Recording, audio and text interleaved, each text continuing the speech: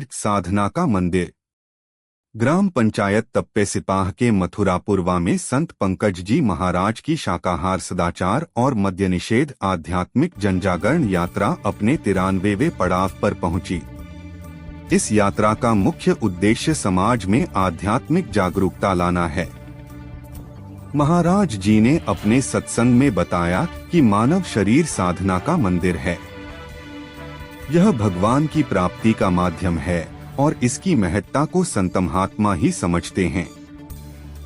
उन्होंने कहा कि दोनों आंखों के मध्य स्थित आत्मा परमात्मा और उसकी परासृष्टि का केंद्र है। इसे जानने और तीसरी आंख शिवनेत्र को खोलने के लिए गुरु की आवश्यकता होती है। संत पंकज जी ने इस बात पर जोर दिया कि वर्तमान युग में सरल साधना जैसे सुरत शब्द योग को अपनाकर गृहस्थ जीवन में रहते हुए भी आत्मिक उन्नति संभव है।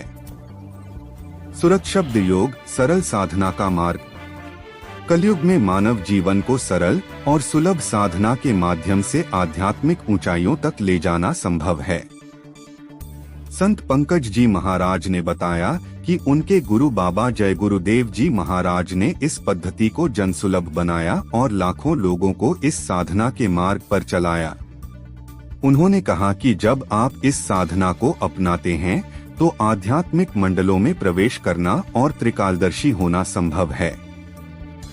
इसके माध्यम से मानव जीवन को धन्य बनाया जा सकता है। उन्होंने सुमिरन, ध्यान और भजन की विधियां समझाते हुए कहा कि आत्मिक शांति और मानवता की सेवा के लिए यह साधना आवश्यक है। मन की खुराफात से बचें। संत पंकज जी महाराज ने अपने प्रवचनों में समाज में बढ़ती लड़ाई झगड़ों को मन की खुराफात बताया। उन्होंने कहा कि पिता पुत्र, परिवार और जातियों के बीच की ये लड़ाइयां हमें नफरत और दुश्मनी के सिवाय कुछ नहीं देती।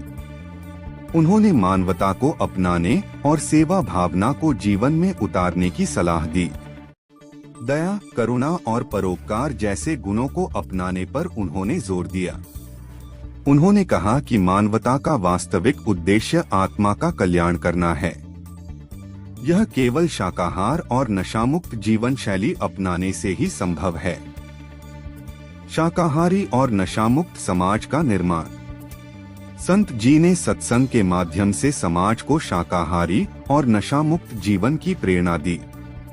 उन्होंने बताया कि यह न केवल व्यक्तिगत जीवन को शुद्ध करता है बल्कि एक बेहतर समाज के निर्माण में भी मदद करता है। शाकाहार से जीवन में शांति, संतुलन और सकारात्मक ऊर्जा आती है। नशामुक्त जीवन जीकर व्यक्ति मानसिक और शारीरिक रूप से सशक्त बनता है।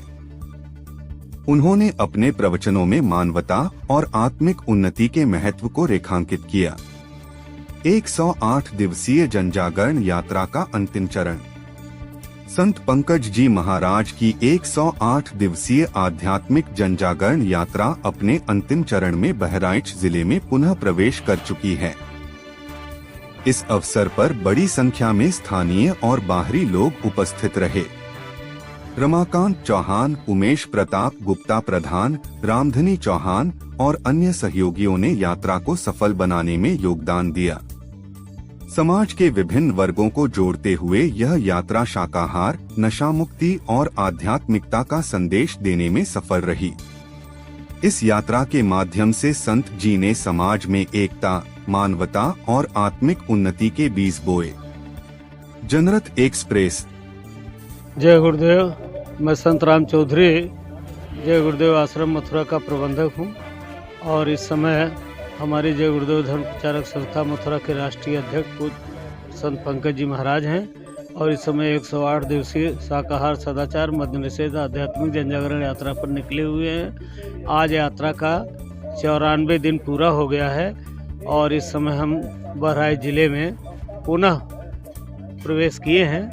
इससे पहले भी सितंबर महीने में बहराइच जिले में हमने कार्यक्रम किया था। हमारी यात्रा का मुख्य उद्देश्य यह है कि लोग गृहस्थ आश्रम में रह करके थोड़ा बहुत समय भगवान के भजन के लिए भी जरूर दें और साथ ही साथ शाकाहारी हैं तो बहुत अच्छे हैं, नहीं तो शाकाहारी हो जाए, शराब जैसे नशों का त्याग करें और युवा शक्ति देश के जवान हमारी धरोहर हैं, इनको भी नशों से बचाएं और अच्छे समाज के निर्माण में भागीदार बने। बाबा जय गुरुदेव जी महाराज ने अच्छे समाज के निर्माण का कार्यक्रम चलाया था। उसी कार्यक्रम को आगे बढ़ाते हुए हमारे संत पंकज जी महाराज भी आगे बढ़ रहे हैं। हाँ, अभी 29 नवंबर तक का कार्यक्रम इस बहराइच ज़िले में है, जिसमें अभी कैसरगंज होते हुए फखरपुर ब्लॉक होते हुए आगे महसी नानपारा में भी कार्यक्रम हैं और 29 नवंबर को अंतिम कार्यक्रम वहीं नानपारा के ब्लॉक में ही है। सब्सक्राइब करें जनरत एक्सप्रेस को और पाए अपने शहर की खबरें सबसे पहले अपने मोबाइल